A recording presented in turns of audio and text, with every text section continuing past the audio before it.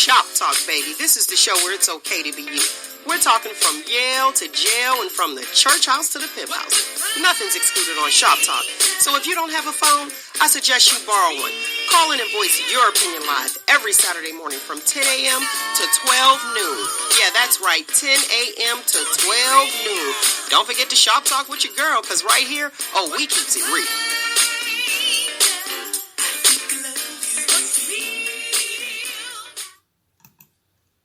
Yeah, all right. Good morning or afternoon it is. Afternoon, we got a special show today. And I had to get you on because I did the Shop Talk question of the week. And on the Shop Talk question of the week, it was, why do men cheat? So, since we are doing the, since we had that Shop Talk question of the week of why do men cheat, I decided to get my relationship guru, decide to give him a call. And I want to introduce you lovely people to, I call him Doc King. What's going on? How you doing? I'm doing wonderful, Melanie. How are you? I am doing good. Let's do it the right way. Doc King, one more time. We gotta do it the right way. So, we're talking about Mr. Right, Mrs. Wrong. Why? What do? We have these questions, and I do respond for my listening audience. When you send me inboxes or you send me emails, again, my email address for the listening audience out there is shoptalkwithmel@yahoo.com. Everything is confidential. If you have a question or you want something put out there and you need some advice, go ahead and just shoot it to me, and I'll be sure to address it. I did get a question, inbox that actually asked, what do you do? And we'll address this a little bit later, when your husband does nothing. How you like that? I said, I don't know. I got to reach out to Doc King and find out, what do you do when your husband does nothing because she's ready to give up? Now, here's the deal. I had that come first. And of course, in case you guys don't know, the whole August Alsina, which is an R&B singer, and his alleged affair. Well, actually, it's not alleged because Jada confirmed it. Affair with Jada, even though her and Will were split at the time, they addressed that whole thing. They addressed it yesterday on the Red Table Talk. What do you think about that situation, Doc? I found the whole thing interesting, even within the parameter of grown folks can do what grown folks want to do. Particularly when you got consenting adults, even though what may go on behind closed doors or within the confines of agreement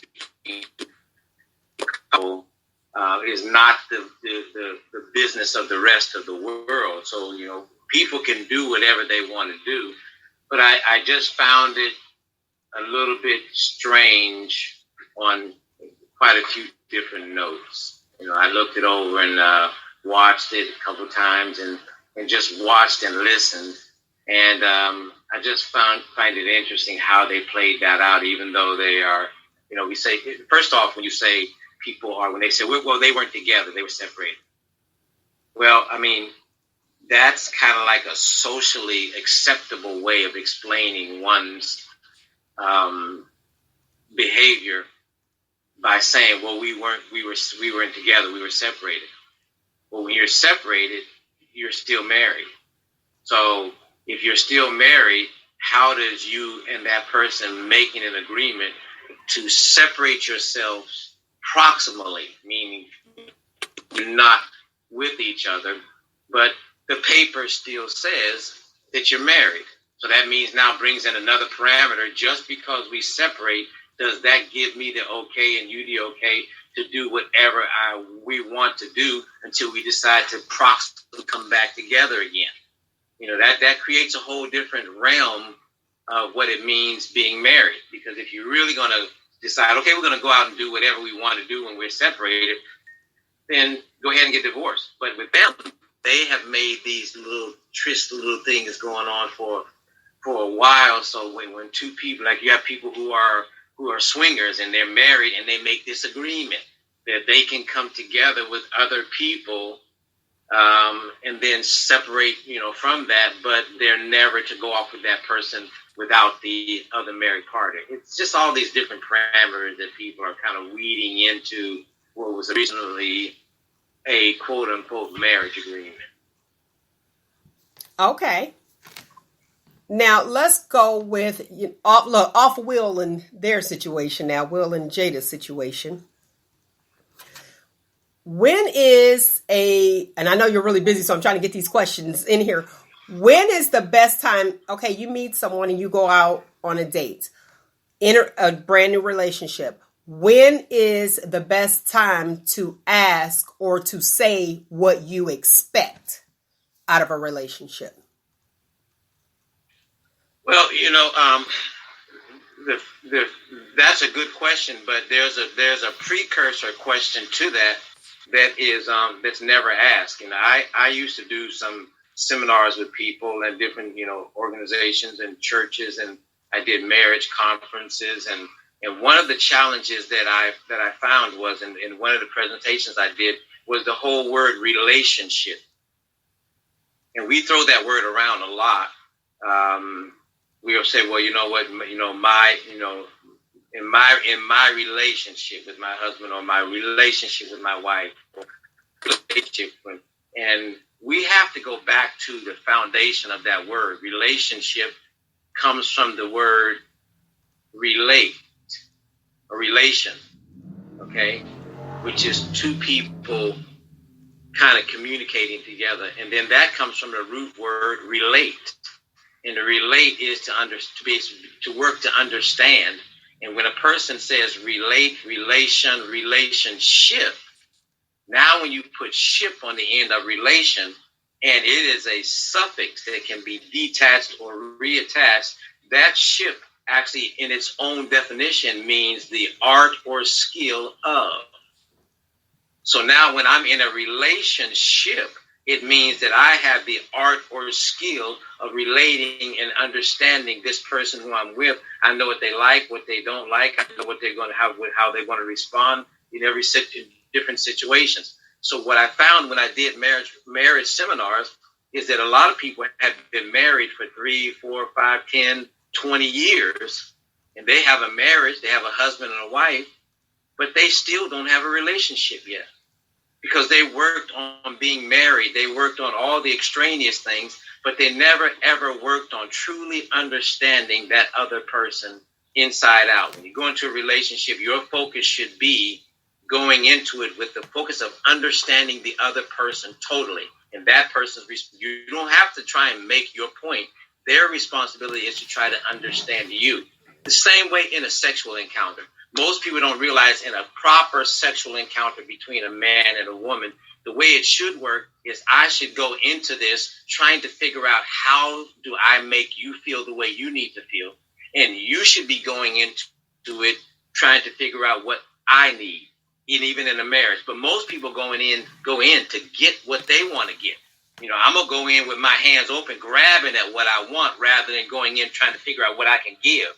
Most people go in with a get mentality, and that's where they are in relationships. So you got people who have been, I found people that cried in churches that I did because they've been married for 20 years, and they found out in this seminar they don't have a relationship because they argue about things that have to do with understanding, and you're arguing about something that you should have known about this person 20 years ago.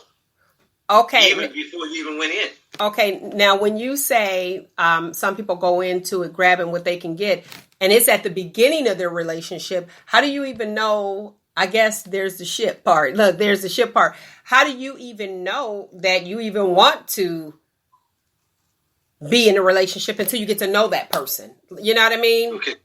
Good point. And that's why I said there's the precursor question. And I had a lady that I did a seminar like this at a white church, and she said, you need to teach this at the high school or even junior high level. See, what was it? People, when people go into a relationship or go into an encounter with an intent on having a relationship, they don't start out with a blueprint. They start out with a piece of paper and it's blank. And they start taking notes on the person. Okay, so this is what I like about him. Or this one, he got nice hair. He got nice eyes. He got a nice body. She got a nice body. He talks good. We write down all the stuff we like about that person, but none of that stuff has been previously determined as what you actually want.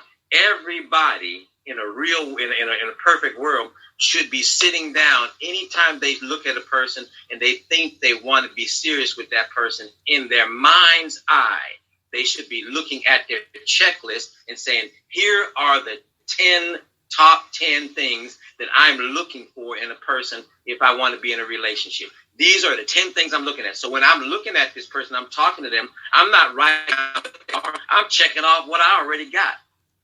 And if you got that, I go, okay, he got that, check. She got that, check. Well, you know what? She ain't that. Let's check that off.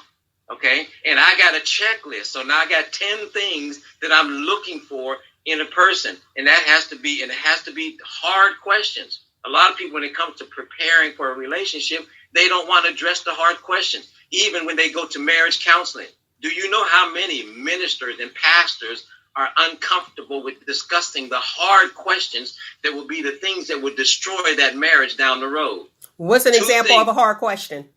What are the hard questions? Yeah. Oh, they'll talk about finance until the cows come home.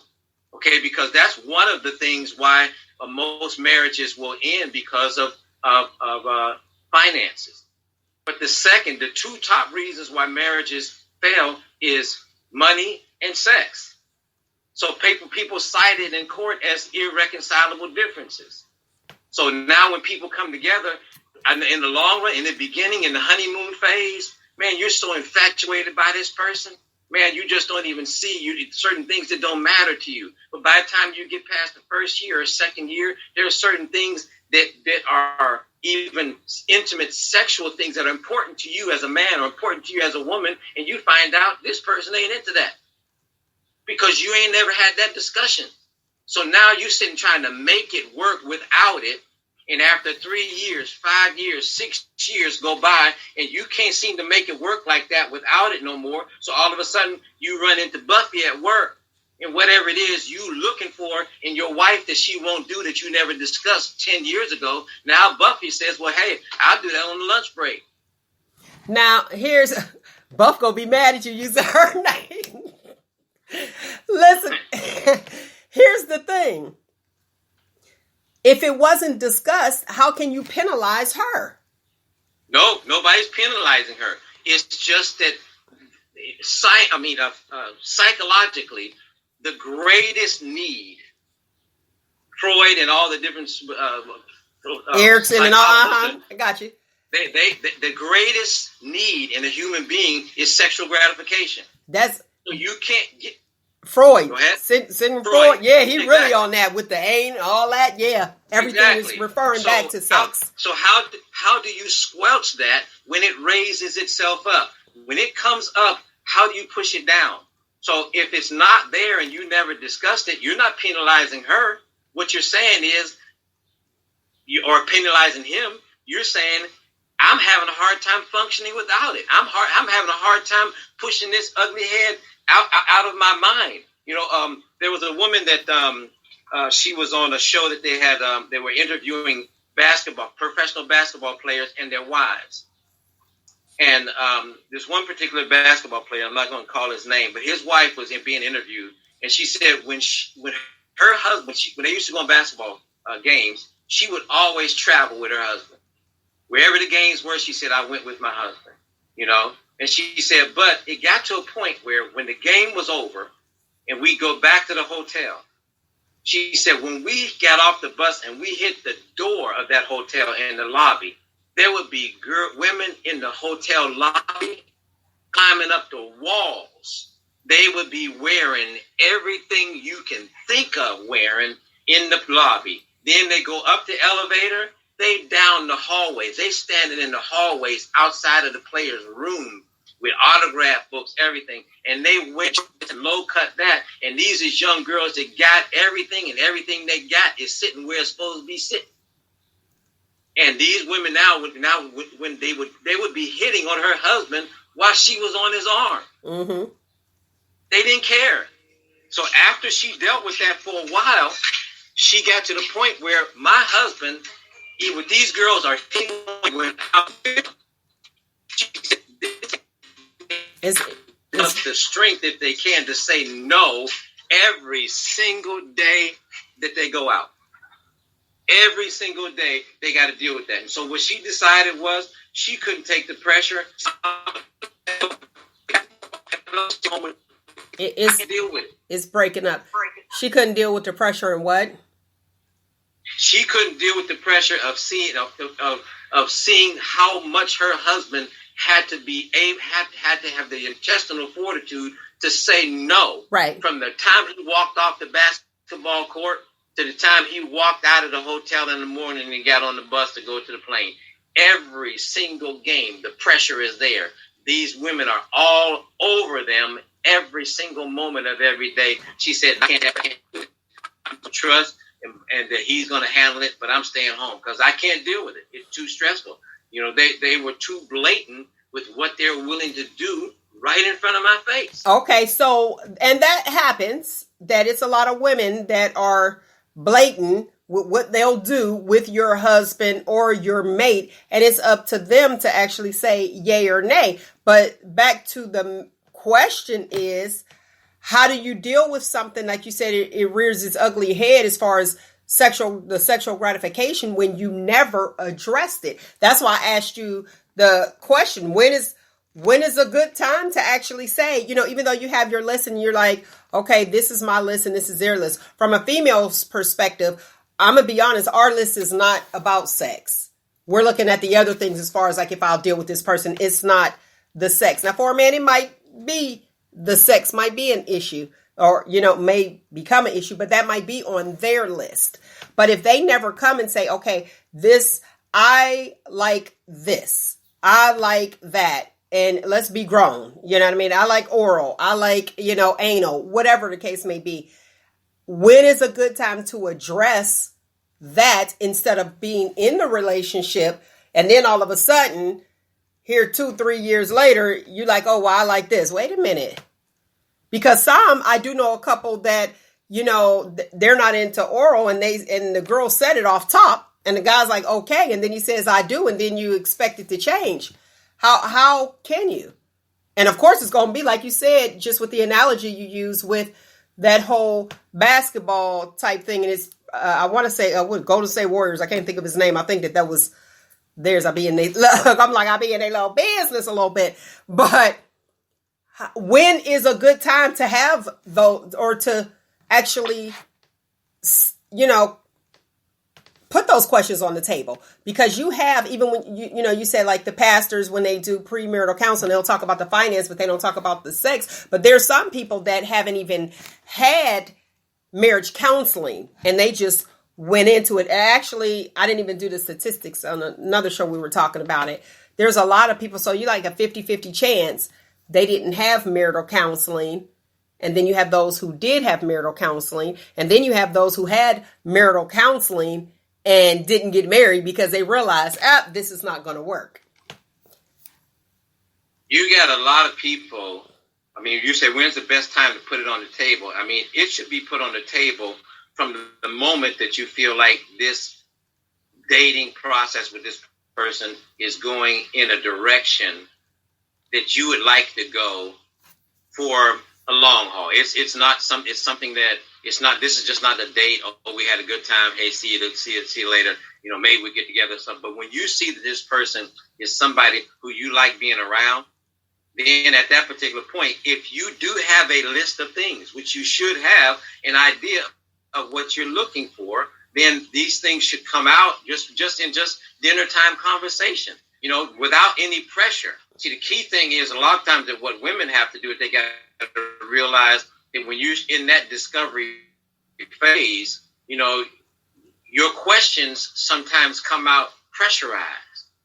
And you got to have the questions come out in a very soft way to where if you get the answer, you get it. And if you don't, you just kind of let it go, and pick it up at another time. But sometimes the pressure comes out because... Explain to us, what's a soft, subtle way?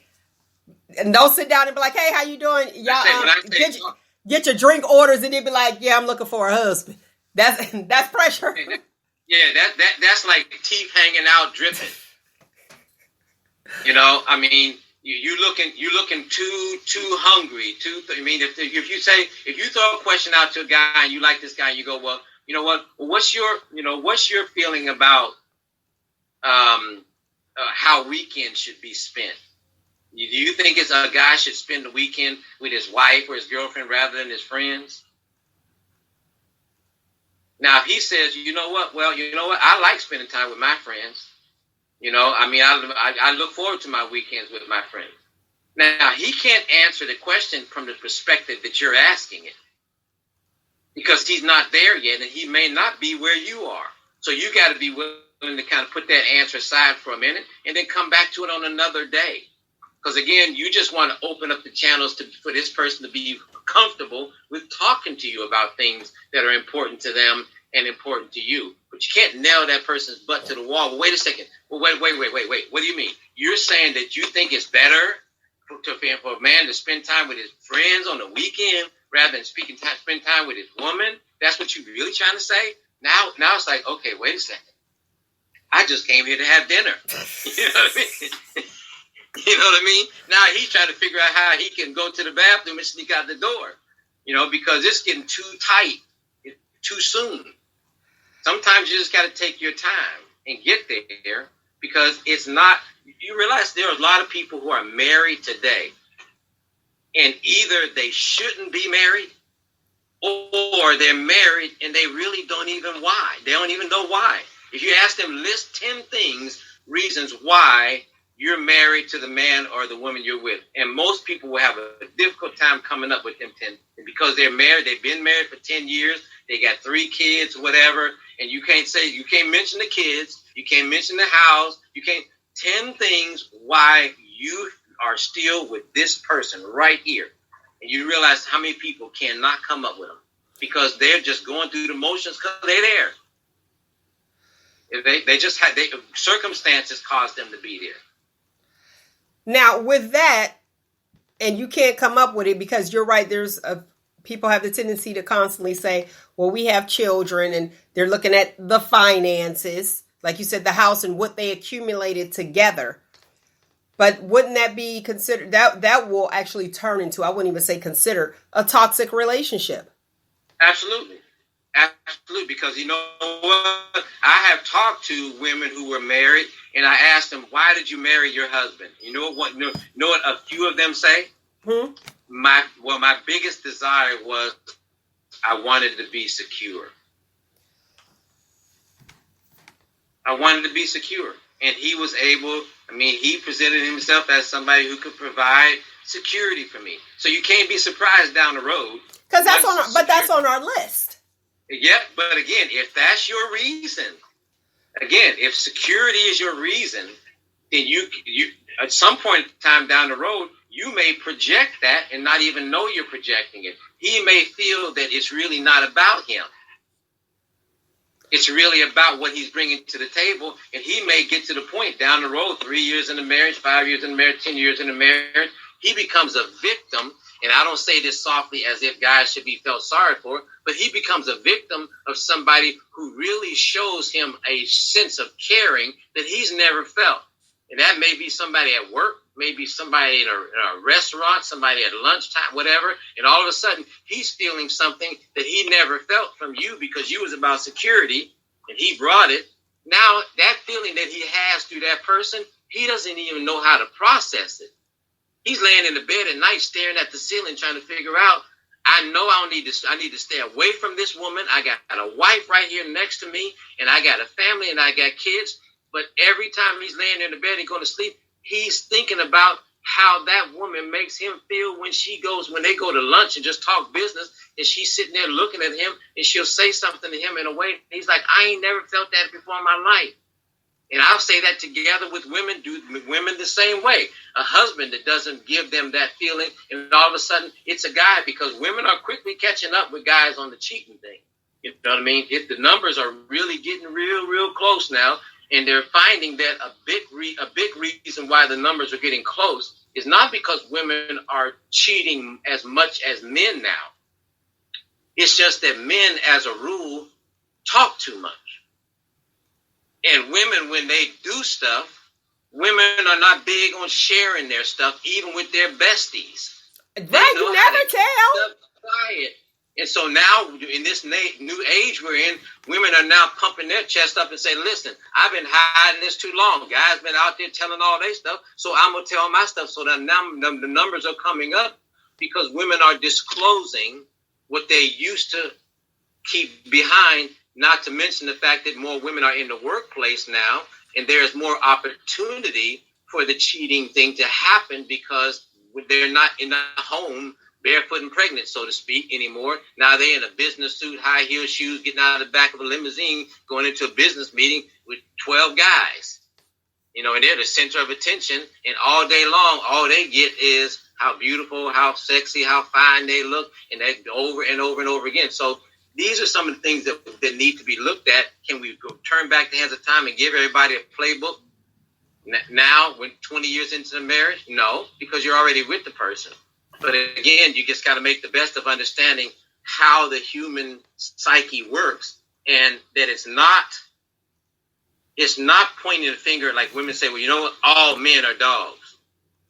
Why? Because they all want to cheat, whatever. But you got to realize something. If a guy gets together with a woman, then that means there's two people there. So, I mean, if he's a dog, then you can't say, well, what are women? Because there's a woman on the other side of that cheating act. And sometimes the woman has a boyfriend or has a husband, or she's a woman that knows that this man has a wife, and she's still coming. You know, so we got to put both of those players on the table and not take pot shots at the guy, because here's the truth of the matter. The truth of the matter is a woman with a firm intent on getting that guy in the least or most way, whatever the least of it is or whatever the most of it is. If that woman has a firm intent, she got locked and loaded crosshairs on that guy. He got hell to pay on saying no as often as she gonna make him have to say it. She gonna come at him at every single way she can. And can the guy say no? Absolutely, a guy can say no. Okay, but the question is, you got to convince that guy that he can say no, because he may not know how once the pressure gets on. Once the pressure gets on, he may not know how to say no. Explain that. Because I explain this to you. God told Adam, I'm going to give you everything. The whole lay of the land, everything here, you have dominion over it.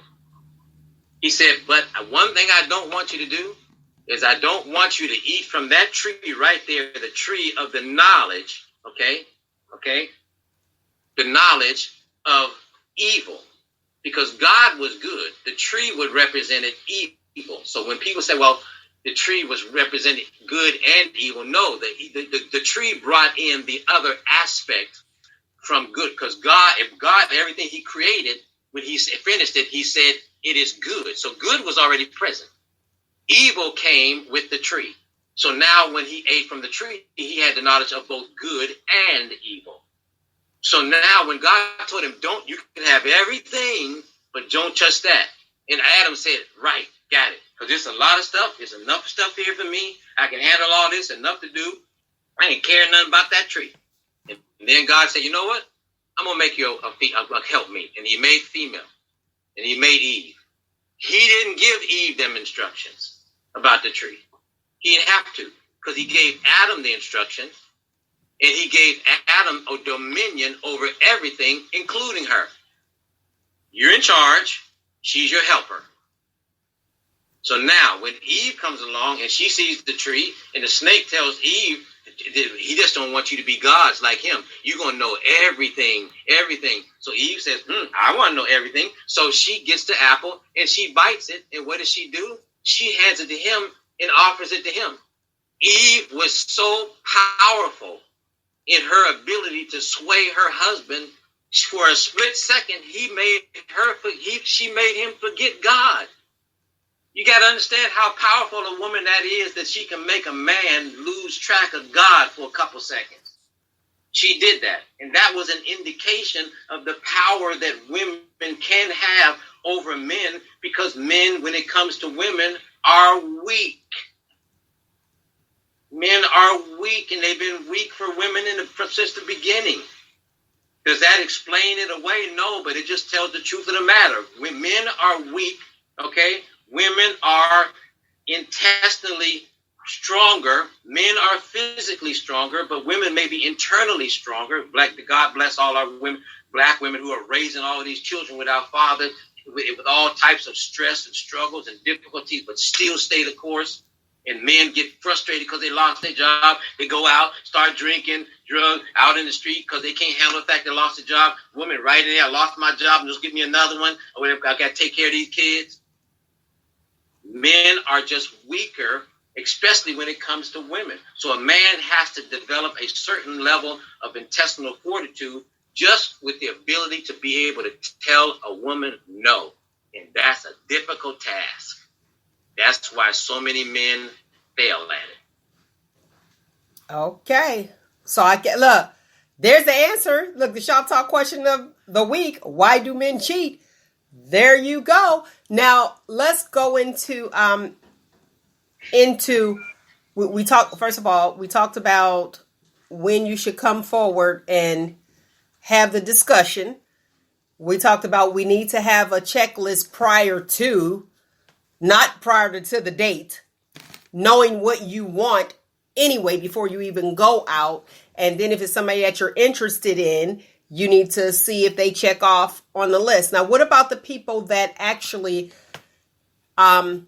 compromise at the beginning?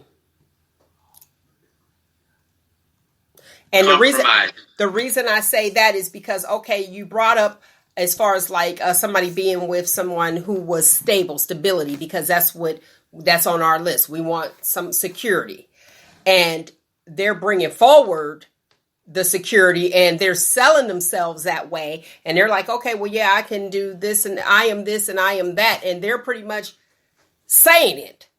You know what I mean? I can offer you this. You won't find anybody that will do this for you.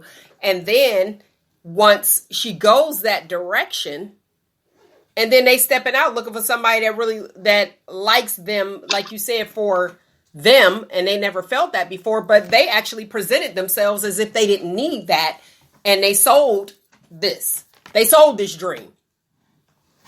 Well, again, anytime there's a transaction, it's a buy-sell agreement. True. So he sold it. She bought it. She bought it. Okay? She bought it. But wait a minute. But when the trade come in? When the trade come in then? Huh? When does the trade come? Because if he sold it and she bought it, who trading?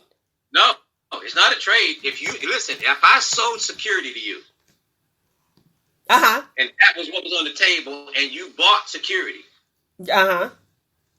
okay. So if that guy steps out with somebody else, your security's still on the table. You still got it. Good point. So I didn't take nothing away from you. I didn't promise you what you didn't ask for. You asked me for security, and right now you still driving a Lexus that I paid for. You got a $600,000 home. You shopping whenever you want. That's what you wanted. You got security. You got a bank account that always got money in it. Now you want to breathe down my neck because I stepped out. Stepping out wasn't on the table. You wanted security. You got it. Now, if you wanted something else, you should have said it. There you go. Woo! Okay. So when we actually look at marriage, in our mind, we have a whole visual. We have the white picket fence, the dog, the two little children, the beautiful home, commitment, fidelity, and the Lexus when we say, I'm ready to get married. We see all of that. What do men see when we say, as far as like marriage? What do you see in marriage? Do you have an image? I mean, for most guys, let's look at the difference between women and men. One of the biggest things that women want in a relationship is they want to feel appreciated. Okay. Men, on the other hand, have a internal desire to feel needed. Nothing can stroke the heart of a man more than if he walks into his house and he hears his wife talking on the phone in the kitchen, and she's telling her girlfriend, well, you know what, girl, let me tell you something. You can call a workman, a handyman to come in and fix that for you, and he's going to charge you $200. Let me tell you something. I thank God for Joe because he can fix anything. I just love the fact that he's the kind of guy that can fix anything. I don't never have to call a handyman around here because I know that my husband, if he don't know how to do it, he gonna go read up on it and he gonna figure it out. And I don't ever have to call no other man to come in my house to fix anything. My husband is Mr. Fix It. He's standing at the door, brushing his shoulders off, and she don't even see him because guys have this need to feel needed. But at the same time, women have to realize again the power of women. You can take that need that guy has, and in one argument, you can emasculate that man with one comment that he will look for and desire somebody else to lick them wounds for him that you made him feel like he was not worth anything because of one comment that stripped out his feeling of need. So women and men need two different things. For me, when you talk in terms of marriage, there's a lot of things on the list. One thing is you got to be able to be around somebody who that you feel comfortable to be honest with and direct with. I don't have to cut corners and bite my tongue on anything. Somebody that you can have fun and laugh with. Somebody that you can do the little things with, like, just go out and take a walk. How does this person feel about children? Whether it be, you got a lot of blended families right now where you got what husband and wife are coming in with their own children. And a lot of times, here's the difference between men and women when it comes to children. This destroys a tremendous amount of marriages. When it comes to children, strangely enough, it takes a man, a woman brings forth an egg, okay, from her fallopian tubes, and a man brings into that sperm. You got to realize something. The egg that woman produces is dead. You hear me? It's dead. That's why every month her body flushes out all that dead stuff. It's dead. But that man brings forth sperm and it's life. It already has life. It always has strength. It already has strength. It has mobility. It has nurturing. It already has food source that always surrounded by it that gives it the ability to keep swimming. So that's the life. So the man is bringing the life to the birth of that child. But when that child comes into the world and now becomes a living being, a lot of women take on this attitude that these are my kids. You don't know how many marriages have failed because of women, when they get in an argument, they'll say to the husband, my children, my kids, my kids, my kids. And he begins to feel like they made his kids. And then when the kids get a certain age, now he can't sit and read the newspaper in the living room because the kids are running around. He'll say, honey, can you put the kids in the room so I can just finish the newspaper? No, it ain't fine. Let them run around. Eventually, the man, that's where the advent came of the man cave. Men going in the basement to have a certain place. So the house becomes the wife and the kids, and the husband is relegated to the basement man cave, the garage man cave, the attic man cave. That's his space. And these are my kids, and this is my house. Husbands talk about their children as these are our children. So they're always, the mother is never removed from the husband's mind, from the father's mind as the mother of my children. So women have a tendency when they look at their children as their children, and husbands say these are our children. So now when you got a blended family, the husband may come in, and a lot of times he may be, and this is not just a blanket statement about all people, but just in general, he may be trying to blend together and adopt their children, whatever, but he'll never be able, a lot of times, in a lot of cases, he'll never be able to police and raise her children without her having straightened him out about what you can do and what you can't do with my kids. And so that becomes an issue that will end up becoming a divide between their marriage, because here's what the Bible says. The Bible says, for this reason, should a man leave his mother and father and cleave to his wife, and the two shall become one flesh. Not the two shall become three flesh or five flesh, because the Bible didn't add in your children as a part of your oneness. So children should never, ever, ever come between a husband and wife in their marriage. But in so many cases, the children are the divide that separates people, because they argue over differences of opinion about the kids, especially in a blended family. That relationship will end because you're not going to talk to my kids that way. You're not going to do that to my kids that way. And your kids never become his kids, even though the two of you became one. Your children are still standouts on the outside. They're not recruitable into this relationship as your children. These are still my kids. And then she'll look at him and go, well, you know what? Let me tell you what your kids did today. Now let me say that sometimes, like when I was married and we have the two children together, whenever they would act up, they were his. Right. They were his. Let me tell you they were his. And of course, when it was good, they were mine. I think women, and I understand where you were trying to go, but I think women, we have the tendency to say ours because we carry them. And I think that since we were the vessel that actually carried, we taking ownership, like, yeah, those are my kids, blah, blah, blah, blah. I didn't ever do that. And I remember even when we split, there was an issue. It was like, wait, they're going there? Well, what about this? And that was from outside family. Well, you just gonna let them go? They belong to both of us equally. I don't, and I said this, I said, I don't believe that he will put them in harm's way. It's just for the summer. You know what I mean? When we were splitting, I said, I don't believe that he would intentionally put them in harm's way. That's their father. So you have to let go. Now, if it's a bad situation, then yeah, you'll be like, I'm looking at the safety and things aren't right. Safety first. But we as females have to allow that. And you said it best. The life is from the father, and we were married, and it's 50-50. They're related to him the same amount as I'm related to them. Half and half. I was just the carrier.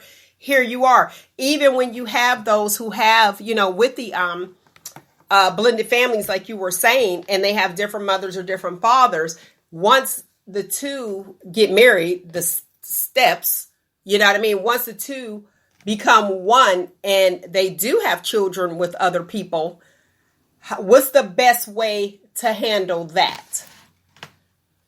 Okay, first of all, if you that are active parents, with the two becoming one. Go ahead. Okay, I think there's so many moving parts in that. When you got a blended family, or you got a man who has children, you got a woman who has children, okay, and then you have outside of that, you have a man who has children, and the mother of his children is another woman. Yeah. And then you got a woman who has children, and the father of those children is another man. Right. Okay, so it's almost impossible. I won't say impossible, but put it this way: it's difficult because of the work that it takes to blend the family properly. Because in order to blend the family properly and minimize how much negativity it comes into that the marriage itself has to deal with, you have to blend those families together while at the same time blending the parents of those children in as well. So that means if she's bringing in her children, then he comes in, but she's got to respect, and he's got to respect that those kids got a father. And he cannot treat those kids like they're his kids in the absence of that father, because now that's going to be something she's going to have to deal with. And then it's going to weed its way into the arguments between the two of them, because you got this other man standing on the other side who feels in some kind of way because she's letting this man treat her kids in a certain way without even incorporating him. So there has to be a conversation, if possible. If the conversation is not possible, because the other outside parties are not willing or lack a desire to participate, then at least you entertain that possibility of bringing them into the mix so that everybody understands the deal. Second thing has to happen is when you're blending a family together with children, that family has to sit down prior to the marriage and and have the kids and everybody understand what's about to happen. The kids have to understand that their mom is getting ready to marry this man. His kids got to realize my father's getting ready to marry this woman. We're going to have these siblings that are coming from this blended relationship. But at the same time, they have to be willing to give parental responsibility and control to each person when it comes to their children while they learn how to parent these children together. But you can't say, well, you do your kids and I do my kids. When you start saying, well, I told my daughter she could do this. Well, he says, well, she hadn't done her homework and she should be doing her homework before she goes up. Well, I told her she could go. Crack. Can you hear it? The crack just occurred. And after what's going to happen over time, that crack going to get wider and wider and wider, because that man who has been given subconsciously in his mind dominion feels like in this household, I should be able to say, particularly if I think it's reasonable, the kids should do their homework before they go down their friend's house hanging out. Now, so the thing that's missing, and the reason why I did a seminar for a women's seminar once, and they asked me, what did I think the most important ingredient in a successful marriage? Did I think it was fidelity? And I said, no, because you can have marriages that have fidelity and they still end. Okay. They said, do you think it's love? No. Tina said, what's love got to do with it? And they said, well, what do you think it is? I said, from my perspective, I think one of the most important ingredients to making a successful relationship is compromise. That's what's lacking a lot in relationships is compromise. Everybody wants what they want, when they want it, the way they want it, and they ain't bending. And so over time, people get tired of doing stuff your way. People get tired of you not taking at least in consideration what my opinion, or even asking me you just came home and did it. You just came home, your husband comes home from work and there's new furniture in the living room. Really? Or you came home in the dining room kitchen, the dining room now is painted green. Really? I left this morning. Now I come back in the dining room, you didn't even ask me? People just do stuff without thinking that they need to incorporate. And it goes a long way when people feel like they matter. And if you make me feel I don't matter, that means you're not willing to compromise. And compromise means, I always say this, okay? The strongest person in any relation is the one that bends the most. Oh, I agree with that. Because they put up with a whole lot. Because compromise is important, and it goes both ways. People get along better when they feel like, when they say, you know what? Well, I think tonight we're going to go to this, I think I'm going to take you to this Italian restaurant, if that's okay with you. Unless you got another restaurant you'd like to try and go to. I just saw this Italian restaurant. Rather than just getting in the car, because we're going out to dinner, you pull in this Italian restaurant. Oh, this way? Yeah, I just figured we'd come here, try this. And she's sitting going, well, you didn't even ask me if I wanted Italian. Those little things just mount. It's like the dirt that's swept under the rug, and eventually you trip over the rug and you look back in this big mound sticking up. It's all the crumbs under the carpet. They will resurface. Exactly. So compromise is so important because it's so lacking in a relationship, and you can't have you cannot have compromise without effective communication. So communication should bring about a willingness to go another person's way, because people, if you want success in a win-win situation, as the 7 Habits of Highly Effective People says, you got to seek first to understand and then be understood. Most people want to be understood first. Let me tell you what I'm trying to tell you. Let me tell you what my point of view is. Okay? Now, I would actually say that support is a big deal for me from a female's perspective. Having that support. Because what happens is, I don't know if it will go with like, if you don't support, then it's neglect. You know what I mean? Because you need that. You can do it. You need that cheerleader. And you can be in a relationship, and if you don't have it, or they're like, pretty much, if they're used to you, and it's like, okay, well, they're going to do that. It's almost like they're not paying attention. So I guess support, attention, which they all kind of go together. That to me is most important. The fidelity part of it, yeah, you don't want a cheater. But for me to actually leave a relationship, it would be lack of support. When I need you, you're not realize here. That you and I are actually saying the same thing, because support is a result of compromise. And I'll show you what I mean.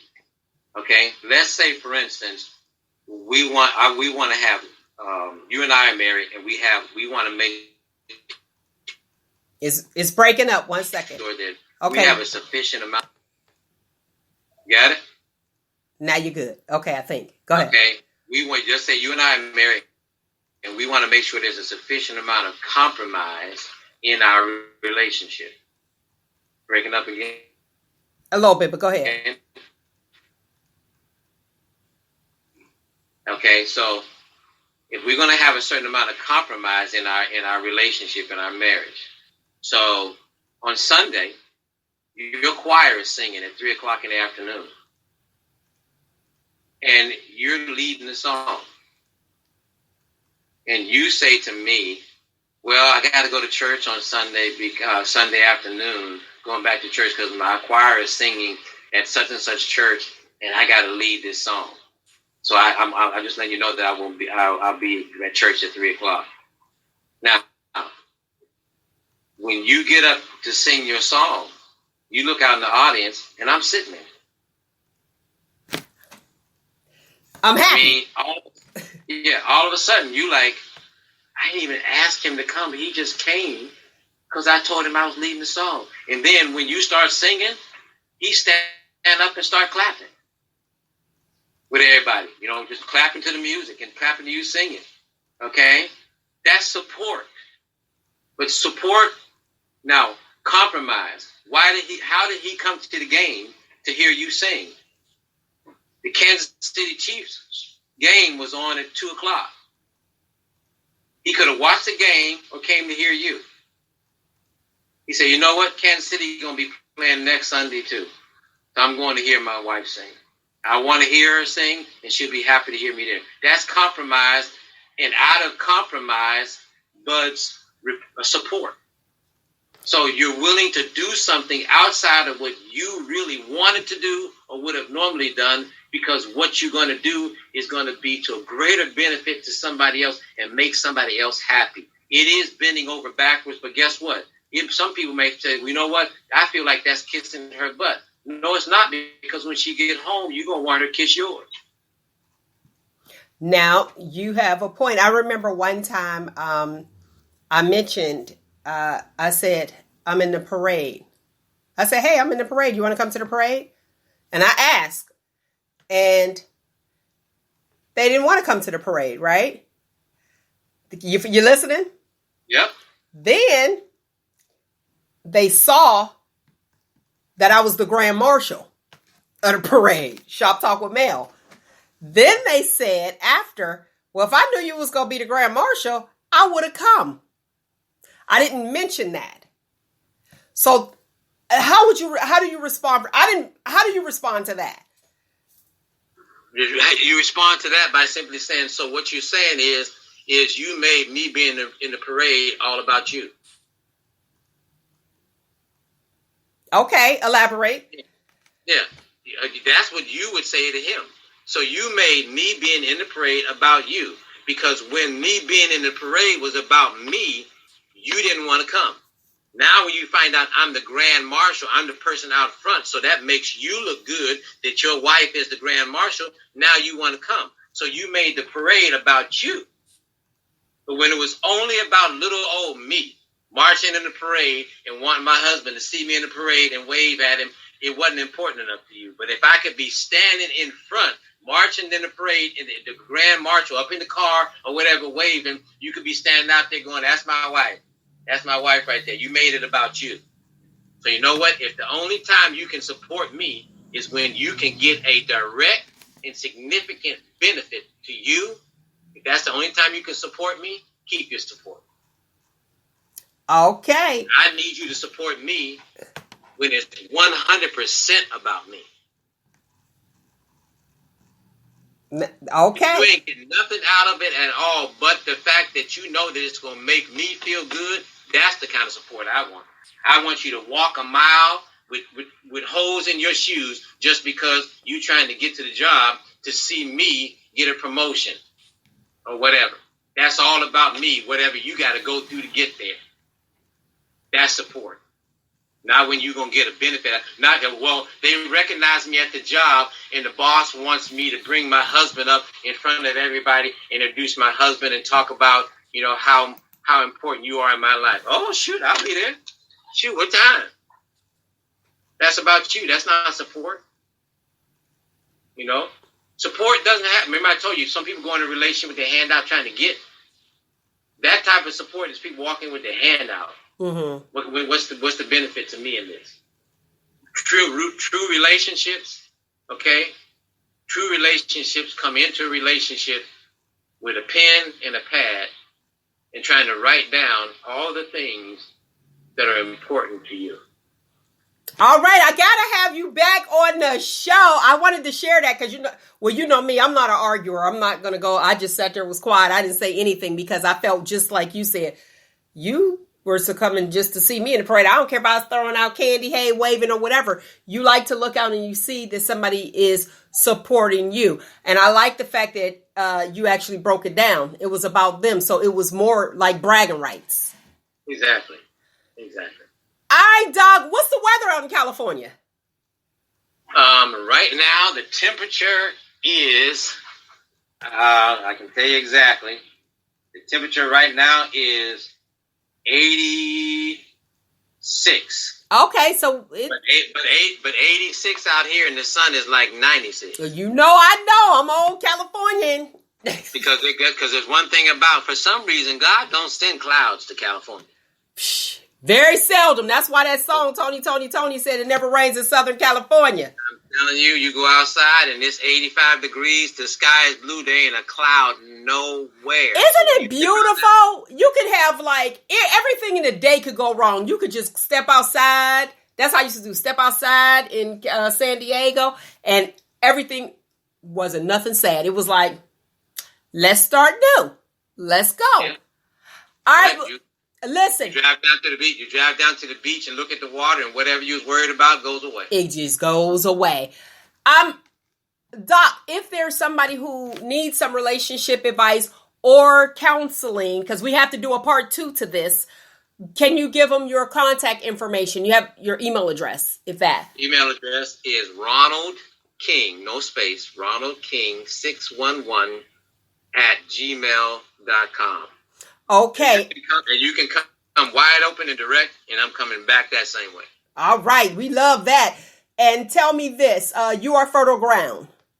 Yes. Webpage? That's my website, youarefertileground.com or youarefertileground.net. You can see kind of a little bit about, we're kind of updating it now, but a little bit about some of the stuff that I do. And just the philosophy of what the You Are Fertile Ground is about. Okay. You Are Fertile Ground. It's the letter U? The letter U, the letter R, Fertile, FERTILE, ground, GROUND.com or .net. All righty. Well, thank you much. I truly appreciate you coming on, and we got to do a part 2. Well, I'm open to it. You let me know when. I'm open to you and your listeners. All right. Thank you much. I appreciate you. Yes, me as well. All right, lovely people. Listen, that is Doc King, my relationship guru, and he gave you the information for the listening audience. If you would like to contact him, you can do so. You can shoot him an email. And like you said, he come direct, live and direct, open and honest. This is the guy, okay? And his email address is ronaldking611@gmail.com. Or visit his website, which is You Are Fertile Ground. It's the letter U, the letter R, FERTILEGROUND.com and .net. Correct? Yes. All righty. Peace. I appreciate you. Find you, embrace you. Most importantly, always, always love you. And until next week, people, you know what it is. Shop Talk. Right here. Look, one day we gonna get it right. I promise you that.